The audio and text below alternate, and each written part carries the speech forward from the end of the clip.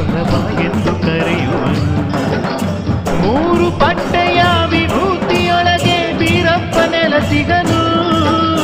ಮೂರು ಪಟ್ಟೆಯ ವಿಭೂತಿಯೊಳಗೆ ಬೀರಪ್ಪ ನೆಲಸಿಗನು. ಹಣೆ ಮೇಲೆ ಹಚ್ಚಿದ ವಿಭೂತಿ ಬೆಳಕಲಿ ವೀರೇಶ ಕಾಣುವನು.